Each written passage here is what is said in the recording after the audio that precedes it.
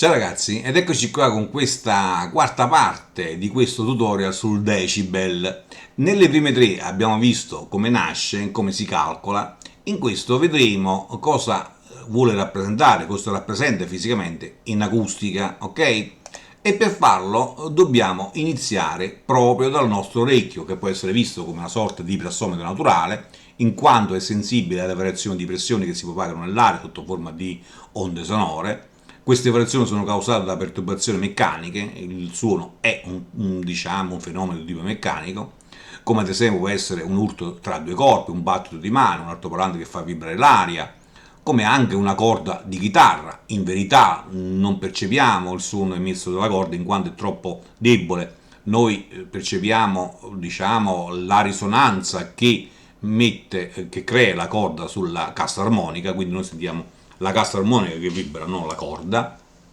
Quindi quando noi parliamo di suono ci riferiamo alla pressione acustica, ok? Che rappresenta le variazioni della pressione atmosferica locale causata dall'oscillazione delle molecole d'aria che trasportano l'energia, appunto, diciamo, il suono ha questa caratteristica di trasportare l'energia senza lo spostamento di materia, come abbiamo visto anche nei tutorial precedenti, e questa pressione è misurata in Pascal, appunto, trattasi di pressione, ok? Il livello di pressione più basso che un orecchio medio in condizione preciso ideale può percepire è pari a 20 micropascal, ok, chiamato soglia di udibilità, e corrisponde a questo 0,002 pascal. La pressione acustica è variabile e viene interpretata dal nostro orecchio grazie alle vibrazioni del timpano, che risponde a queste, dicevamo, piccole differenze di pressione e li trasforma in segnali nervosi che vengono poi elaborati dal cervello. Ma i valori di pressione aumentano enormemente rispetto a questa soglia, visto che è così piccola. Ad esempio, il suono di un jet che decolla può raggiungere pressioni molto elevate, nell'ordine di Pascal, ok? E rappresenta una variazione quindi di 1 milione di volte rispetto a questa soglia di udibilità, visto che è così piccola. Piccola nota, qualcuno si sta chiedendo: è mai possibile che il nostro sistema uditivo possa solo percepire la sola variazione di pressione sonora, quando noi sappiamo di certo che attraverso il nostro udito possiamo ricavare tantissime informazioni? Ebbene sì, solo la variazione di pressione, null'altro, fatemene una ragione, ok? Per capire meglio come si può giustificare ciò, possiamo trovare un'analogia nell'informatica, ok?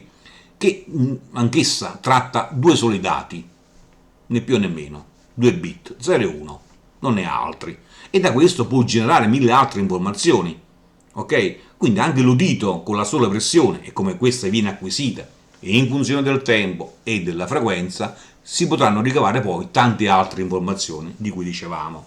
Poi subentra la psicoacustica, tanto per mettere la ciliegina sulla torta, un campo molto affascinante che va oltre la semplice percezione fisica del suono, si occupa di come il nostro cervello interpreta e dà significato ai suoni, tutto ciò che riceve, ma di questo eventualmente ne parliamo in un'altra occasione, ok? Ma ritorniamo alla nostra pressione, ok? Dicevamo di questo livello più piccolo, pari a 20 micropascal, che corrisponde a questo 0,02. Ora, se questo è quello più basso, e così è, questo è stato preso come livello di pressione di riferimento, P0, ok?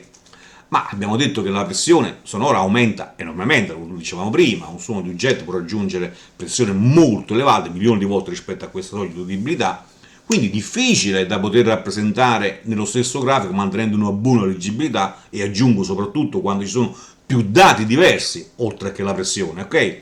Ma in queste condizioni di massima variabilità cosa ci può aiutare? Ma l'abbiamo visto, sono le scale logaritmiche, ovvero è chiaro, no? E anche il dB è una scala logaritmica e quindi questo si è usato. Ma vediamo meglio come.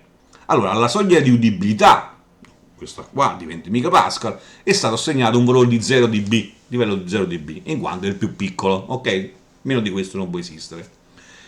Ma questo ci dice anche che non possono esistere dB negativi. Meno 5 non può esistere, meno 3 non può esistere. Sotto allo 0 non c'è suono e quindi valori negativi non possono esistere per quanto riguarda le misure, ok? Ma perché proprio 0 e non 1, 2? Ma visto che trattasi proprio di rapporto tra pressioni, come la formula ci detta, ok? Quella ora di riferimento è quella misurata che corrisponde allo stesso valore, cosa abbiamo? Abbiamo un rapporto di due valori identici che ci dà 1 nella formuletta, ok? E quale esponente possiamo dare a 10 affinché ci dia 1? Ma 0, ovviamente. E 20 volte 0 è 0. Ecco il motivo. Perché voglio dire, la soglia di utilità è stata segnata 0 dB. Corrisponde, sono valori identici. Ok? Né più né meno. Quindi applicando lo stesso principio, ovvero la formula, conoscendo tutti i vari fenomeni acustici che possiamo incontrare nel nostro quotidiano, che può andare da un complesso rock, voglio dire, possiamo prendere la pressione in Pascal e trasformarla in dB, 110 dB, dicevamo del jet che decolla, 125 dB, il traffico, 83 dB, la scolaresca circa 60, un ambiente di lavoro 62 e così via. Quindi possiamo trasformare questa pressione in Pascal, in dB, per agevolare poi nei grafici, voglio dire, la lettura, soprattutto è preciso quando ci sono altri dati, ok?